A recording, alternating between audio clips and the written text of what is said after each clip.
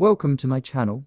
I bring you interesting stories. If you are new to this channel, please subscribe so that you can receive our videos.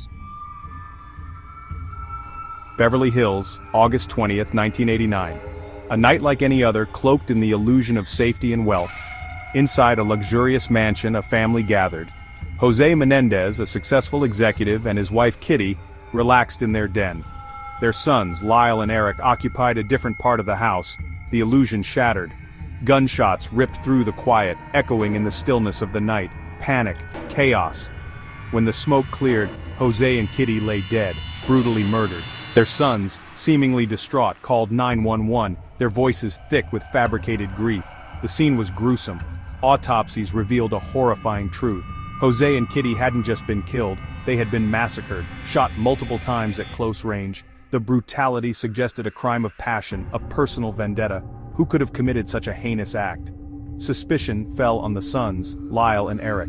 They were, after all, the ones who reported the crime. But their grief seemed genuine. The police were left with more questions than answers. The investigation into the Menendez murders had begun.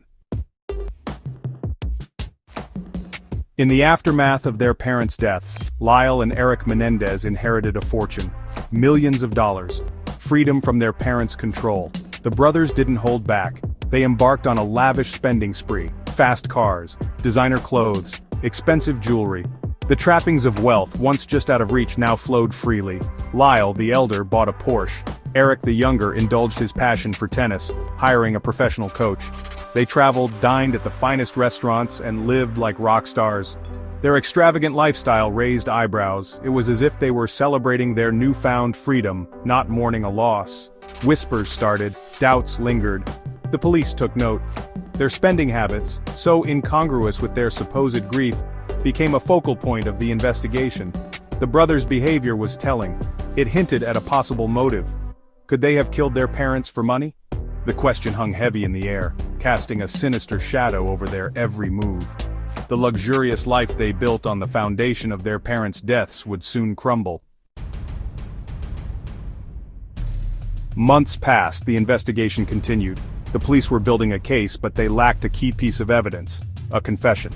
That all changed with Eric's confession to his therapist, Dr. Jerome Oziel. Eric, burdened by guilt and paranoia, confided in Oziel. He confessed to the murders, he revealed the chilling details, the planning, the execution. He implicated his brother Lyle. Unbeknownst to Eric, Oziel had a legal obligation to report the confession.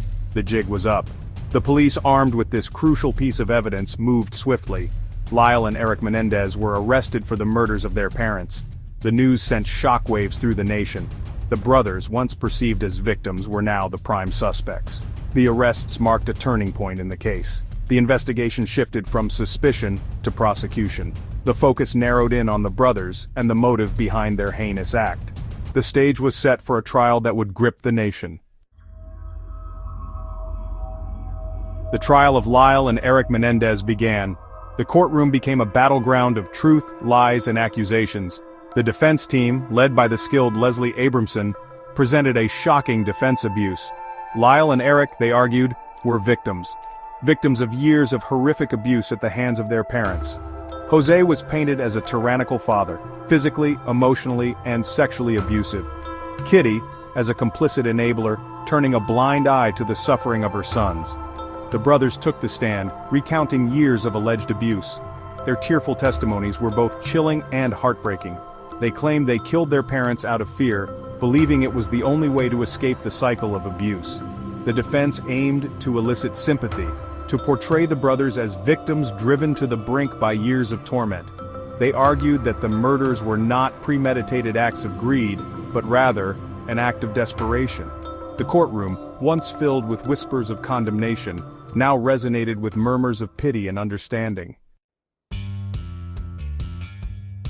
The prosecution, led by the determined Pamela Bozanic, saw through the brothers' charade.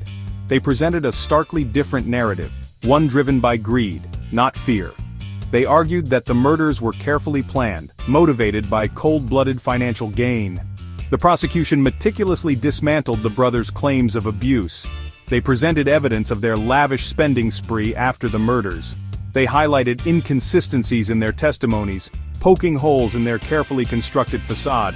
They argued that Lyle and Eric were cunning manipulators, willing to fabricate stories to escape justice. They painted a picture of entitlement and greed, of two young men who valued money more than their own parents' lives. The prosecution's case was strong. They presented a mountain of evidence that contradicted the brothers' claims. They appealed to the jury's sense of justice, urging them to see through the lies and hold the brothers accountable for their actions. The courtroom became a battleground of two compelling narratives, leaving the jury with a difficult decision to make.